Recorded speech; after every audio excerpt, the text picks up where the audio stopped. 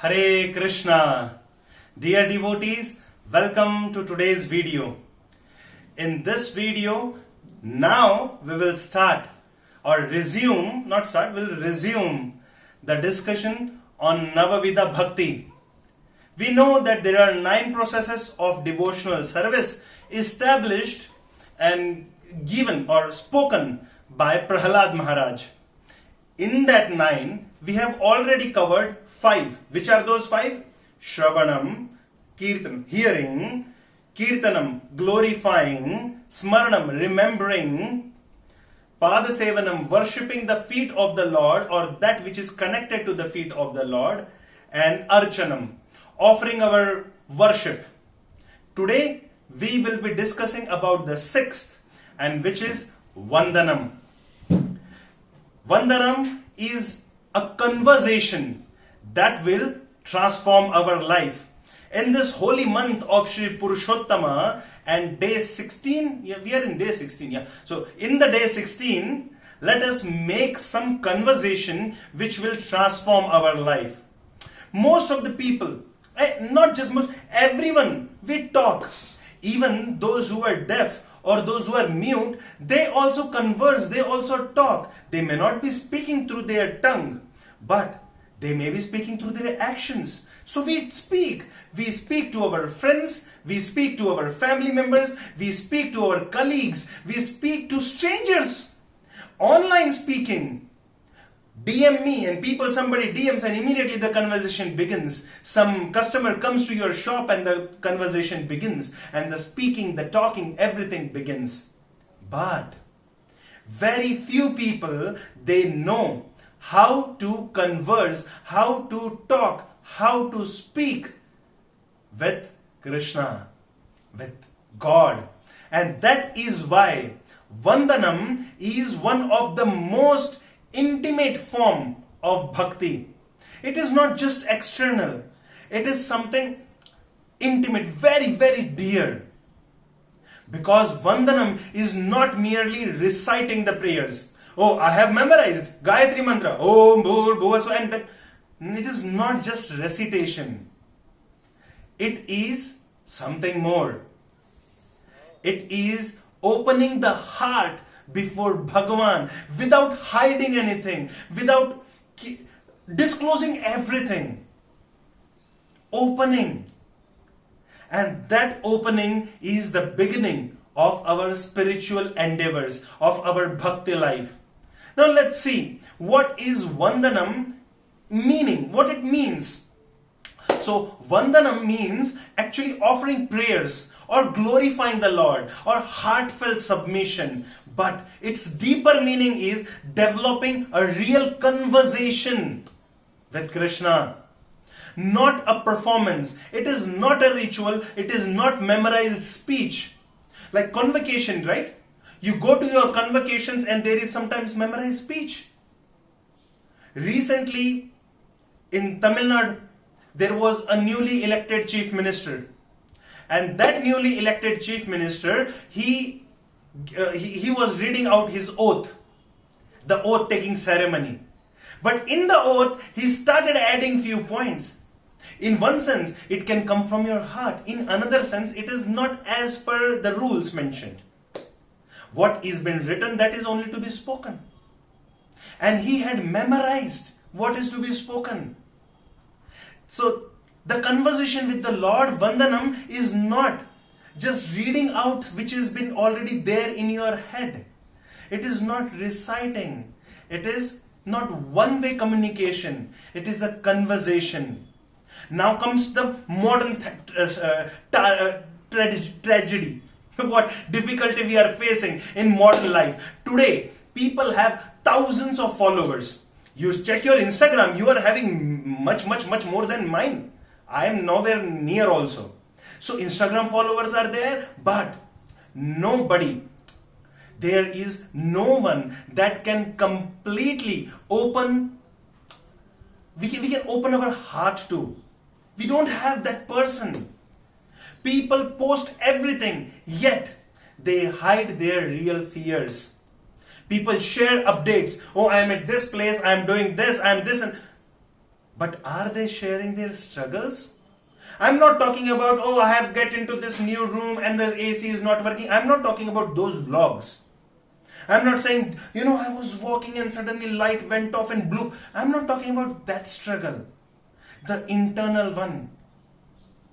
People are constantly connected, yet deeply unheard. I'm using this word, please understand.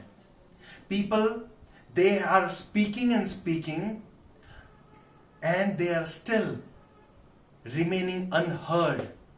We feel nowadays that we are speaking our emotions, we are speaking out our points, we have conveyed our things in letters or conversations or messages or WhatsApp, but we are still remaining unheard. And so the heart carries burden. It is silent, but this burden is very happy, and Vandanam begins where pretending ends. We are not going in front of the Lord and pretending something. Let me give you a scriptural example, and that is of Gajendra, a very big, huge, pompous, rich king of the elephants. Gajendra, the king amongst the elephants. The traditional example of Vandanam is Gajendra. When one crocodile, he went to take bath, okay, in Atriya, near the lake of Trikuta Parvata, Trikuta mountain, not Sri Lanka one, not the Ramayana Trikuta, different Trikuta, and he went to take bath over there, along with his family, with his wife, with his children, and some few relatives, with his followers, his das and das. Gajendra, no king, he was having servants, so he went to take bath, and suddenly the crocodile from that lake, he felt disturbance. So this guy is throwing water and complete all the aquatics of the pond are disturbed. So when the crocodile, in envious or by taking a revenge, caught him, his strength failed. His family tried, but they could not save him. The followers who came, they tried to rescue him, bring him out, but they could not save him.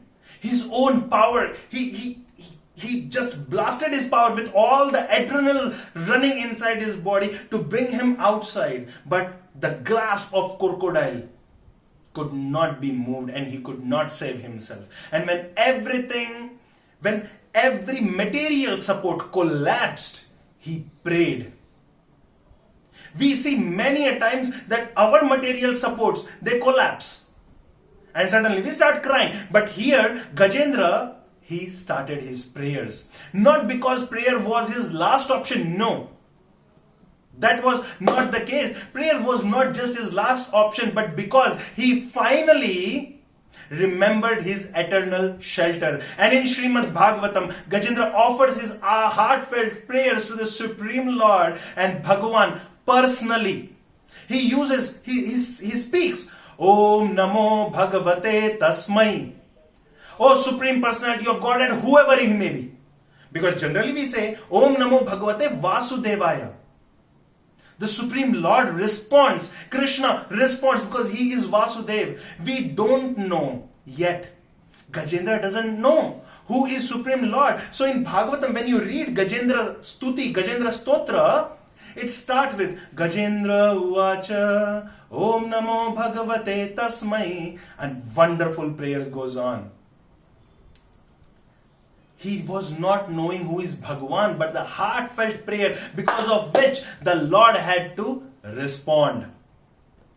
This is profound because God did not respond to Gajendra's physical strength, his power, his people, his wife, his followers. No, he responded to a sincere surrender expression through prayers.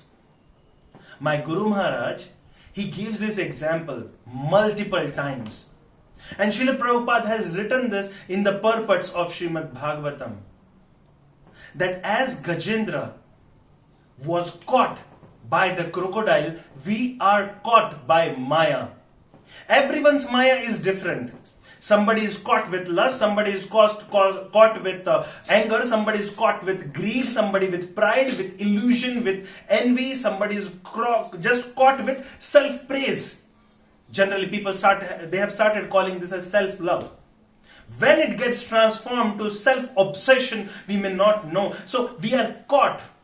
And then Srila Prabhupada says, you are animal of land. Crocodile, Maya, that weakness of yours is the animal of water. Because Gajendra was caught, you are caught in Maya. In this material world, you cannot win over. The possibility is only through Vandanam, through offering prayers, by submitting that surrender, that genuineness, without hiding anything. And you will be heard. You must be heard because Gajendra has already established this example. We are fallen in the trap of Maya in the material world, which is water for us. Maya is that crocodile. I am that Gajendra, and I have to come out. The possibility is Vandanam. Now, prayer is not just information transfer. It is not that, you are giving some information to people. No. Many people, they pray. And why they pray? God already knows. They may say this, no? God already knows why I should pray. He knows everything. True. He knows everything. God is, we generally say, He is all pervasive. He is all knowledgeable. He knows everything in and out. He is present in everyone's heart. Prayer is not informing God. Prayer is transforming our own self. And when you pray, the situation may not immediately change. It may not. But the person facing the situation begins to change. It is not the externality of the situation, of the circumstances. It is the internality, the person who is facing the circumstances. His way of approaching things will change. And that changes everything. We call it as paradigm shift. You must have read that 7 Habits of Highly Effective People by Stephen Covey. He speaks from Bhagavad Gita, and now from Bhagavatam, this is what it is coming. Paradigm shift will happen. One conversation with Krishna will develop relationship with Him. With whom do you open up your heart? Tell me that now. Whom? With your WhatsApp, with your status, with your Instagram, with the people around you? With whom do you open? So, stop. I'm not saying stop. Let me change that word. Not stop. But at least start a conversation with Krishna. And when you converse confidentially, it will develop the thickest bond with Krishna. That thickest relationship with Krishna. You see, with whomever you open up your heart, that person either is dear to you or will become very dear. You don't open up your heart with strangers. Oh, I have got this and this disease. Yes, the doctor may be stranger. Not that. Or you are going through some difficulty, some challenge in your personal life, in your relationships or with anyone, your mind, you may not open up with your just XYZ person. Open up with Krishna, and because you start opening up, the relationship will build up. This is a simple practice. At least once a day, speak to Krishna honestly, not formally. Honestly, say to Krishna, Krishna, this is where I am struggling. This is what I'm afraid of. This is where I need your guidance. No complicated Sanskrit required. Okay, no. If you know, very good. You can just recite Gajendra Stotra. If not, then it is not required. No perfect words required. Just sincerity. And that sincerity is example again from Srimad Bhagavatam, Canto 10 is Akrura. When Akrura was sent by Kamsa to bring Krishna to Mathura, Akrura was coming and his mind, he was reciting prayers, he was glorifying the Lord. He was praying to the dust of Vrindavan. He was looking the marks on Mother Earth where Krishna and Balram has placed their lotus feet, and he was praying to that. It was not hiding. It was just opening up. He just let it happen. I would like to share the final realization before closing this video. Devotees, this world is teaching us, impress everyone with your conversation, with your speech, with your vocabulary, with your word jargons. But Vandanam is teaching, Be honest before Krishna. Be honest before God. That is Vandanam. Because the greatest prayer are not always the most beautiful. They are the most genuine. Sri Narada Muni, he tells to Vyasadeva, Narada and his disciple is Vyasadeva.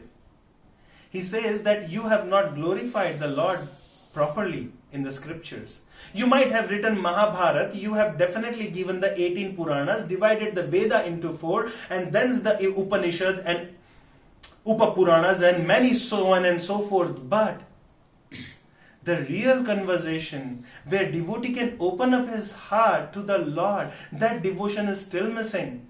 And then Narad Muni says to Vyasadeva that the eloquent verses, the most poetic, perfect grammar words are just like a rotting place. A place for crows where crows go to pilgrimage. It is like that. But those prayers who may be imperfect, grammatical mistakes, the words will be up and down. But that will change Krishna's attention. That will attract Krishna. Srila Rupa Goswami says, Bhakti is Krishna Akarshini. Nothing else. He is not wanting your glorified prayers. He just wants a humble submission, a Bhakti Vandanam. And that will attract Krishna. And the moment the soul stops performing and starts speaking truly with Bhagavan, Vandanam begins. I would like to end over here. Hope to see you in the next video with your blessings.